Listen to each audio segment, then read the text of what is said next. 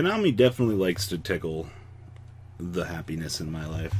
And we finally have some news for Cybernetic Horizon on the OCG side of things. First off, sporting off a new rarity. Now, I don't know if this is Funky Rainbow Edition or what they're planning with this, but as long as the TCG gets this rarity, I'll be extremely happy.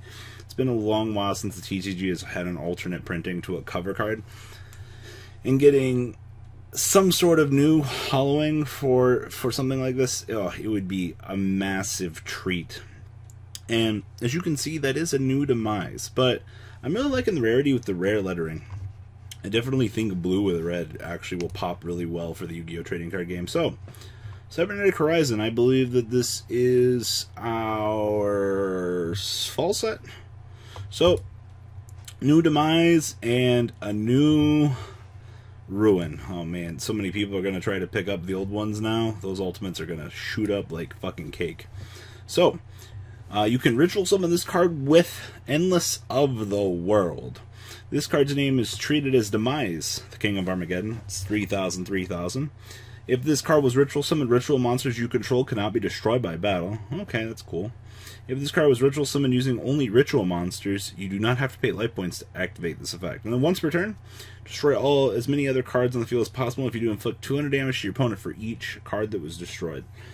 I'm kind of interested to know what their logic was for this effect. There are other ritual monsters in here, but with the previous demise and its success for continuous board wipes,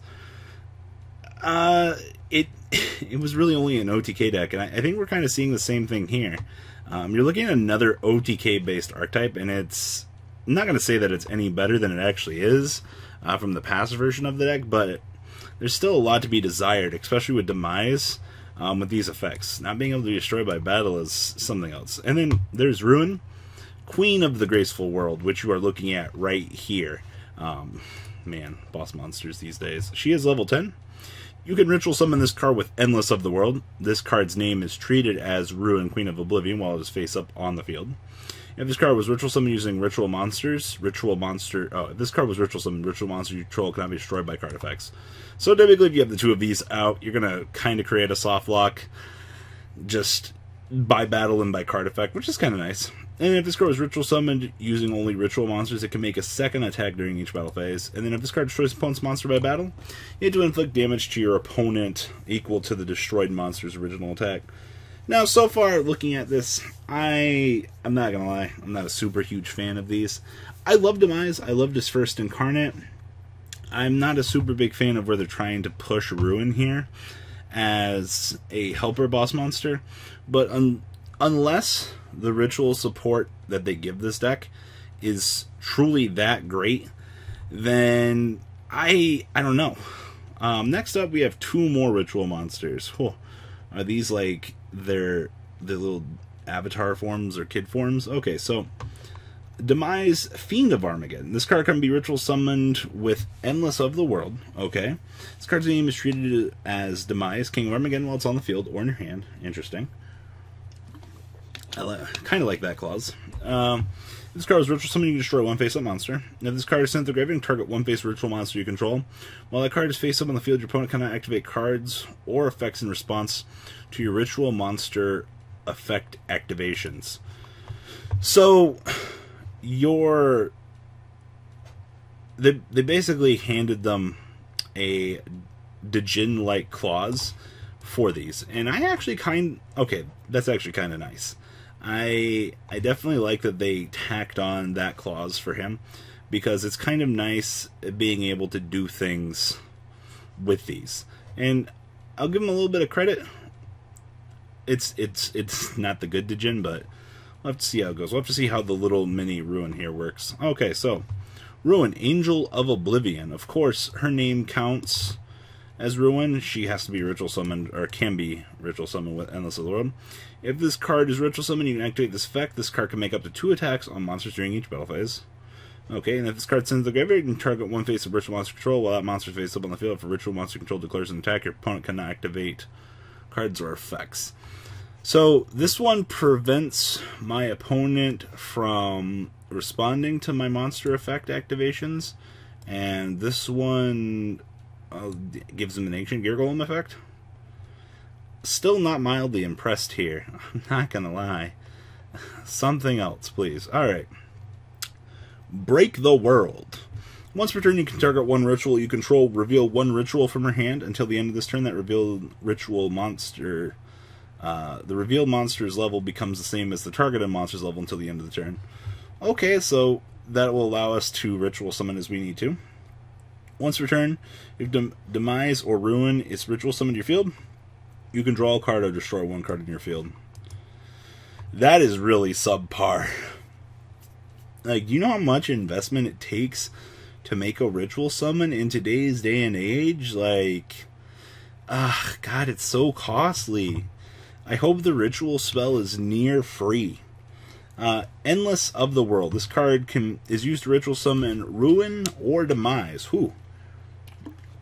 Tribute monsters you control whose level equal or exceed the level of the ritual monster you ritual summon, and ritual summon that ritual card from your hand. Okay, so we can exceed the level. Whew. Whew. Thank you. During your main phase, except during the turn, this card is sent to the graveyard. You can shuffle this card from your graveyard into your deck, and then add one End of the World from your deck to your hand. Then you can add one Ruin Queen or Demise from your graveyard to your hand. Huh. So they basically built in a preparation of Rites effect with the spell card. Huh. That's actually not bad. Still, so much commitment to ritual summon. I still don't think it's heavily worth it. And then Return to the World. Alright. You only use either of this card's 1 and 2 effects once per turn, and only once per turn. When this card is activated, banish one ritual monster from your deck. Alright. You can send this card to the graveyard to activate one of these effects. Ritual summon the ritual monster by banished by this card by tributing one monster you control or have in your hand whose level exceed or equal to that ritual monster's effect, or shuffle one ritual monster from your graveyard into your deck instead of tributing. And then add the monster banished by this card's effect to your hand. I'm not going to say that I feel like this is a total failure of an archetype. I like it for the cheese factor. It's kind of nice to see Demise back. But they need so much more. Rituals in today's day and age need to be virtually free to keep up with the current metagame. Casual standpoint, oh, this is fucking phenomenal. This is one of the coolest things I've ever fucking seen. This is fucking fantastic support right here to rituals. You know, being able to banish it and ritual summon at will. Oh my god, that's so great. Alright, Devitral Talismandra. Alright. You can only use this card's 1 and 2 effects once per turn, so you can reveal one ritual monster in your hand, special summon this card from your hand, and one Deva Ritual, okay, from your deck. If this card is special summoned from your deck, you can add one ritual from your deck to your hand. Alright. You can add special summon monsters from your extra deck. Oh, I mean, okay. That's actually pretty interesting. We're looking at, what, 6 and 4 here? Alright, so we can add the ritual monster. I assume this one adds the ritual spell. You can reveal one ritual spell card from your hand, special summon this card from your hand, and one Deva Ritual monster from your deck. If this card is special summon, you can add a ritual spell from your deck to your hand. Alright, so we fixed our problem. Right here. As long as we open up one of the pieces right here, these will be our fodders to do it, because 6 and 4 equals 10. Alright, cool. So they fixed their problem right here. I mean, still Manju's still one of the best things we can do. And last but not least here, a new Dragunity Knight and a new Cyber Monster. Dragunity Knight Ascalon. One Dragunity tuner plus one or more non-tuner monsters. Alright, you can banish one Dragunity from your graveyard, then target one monster your opponent controls, banish it. If this card is synchro summoned and its owner's possession is destroyed by your opponent's card effect or by battle, you can special summon one Dragunity synchro monster with 3,000 or less attack from your extra deck. Oh my god, thank you.